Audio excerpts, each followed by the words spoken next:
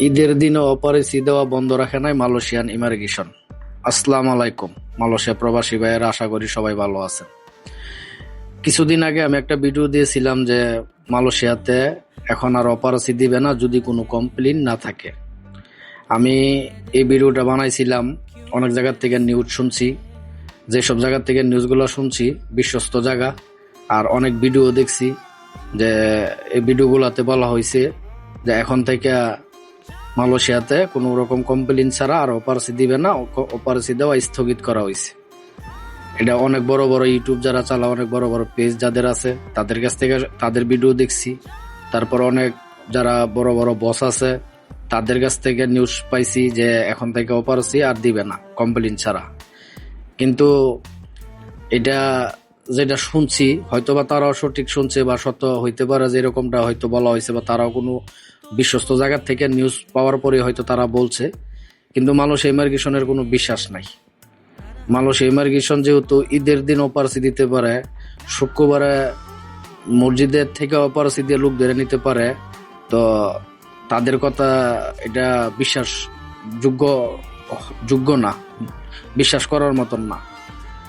বর্তমানে যে পরিস্থিতি দেখতেছি, যেমন গত রোজার ঈদ, যে 2-3 দিন আগে ঈদ হয়ে গেল, ঈদের দিন অপারেসি দিল।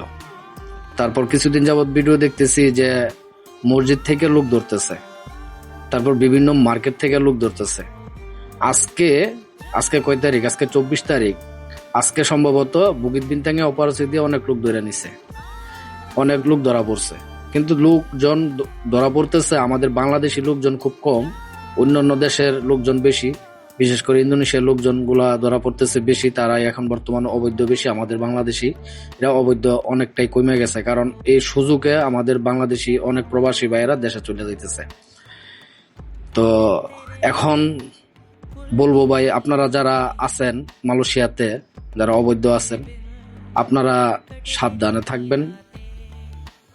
আমি হয়তো একটা ভিডিও বানাইলাম বা আরো অনেক মানুষের ভিডিও বানাইছে, আমার বানানোর মধ্যে, আমার কথা বলার মধ্যে আমি যে জায়গা থেকে মানে যে সূত্র থেকে আমি জানছি বা আমার যেখান থেকে জানা, আমি বিশ্বস্ত জায়গা, ওইসব জায়গা থেকে শোনার পরে আমি ভিডিও হয়তো বানাই। আজকেও আমি ভিডিও বানাই দিয়েছি ভালো একজন লোকের কাছ থেকে জানার পরেই।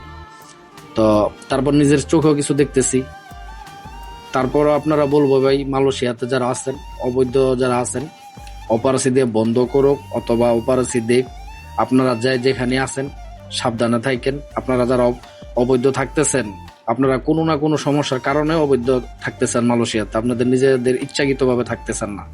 তো আপনাদেরকে বলবো, সবাই যে জায়গায় থাকেন সবাই সাবধানে থাকেন। বর্তমানে যে পরিস্থিতি ভাই, কোন সময় কোন জায়গায় অপারেসি দেয়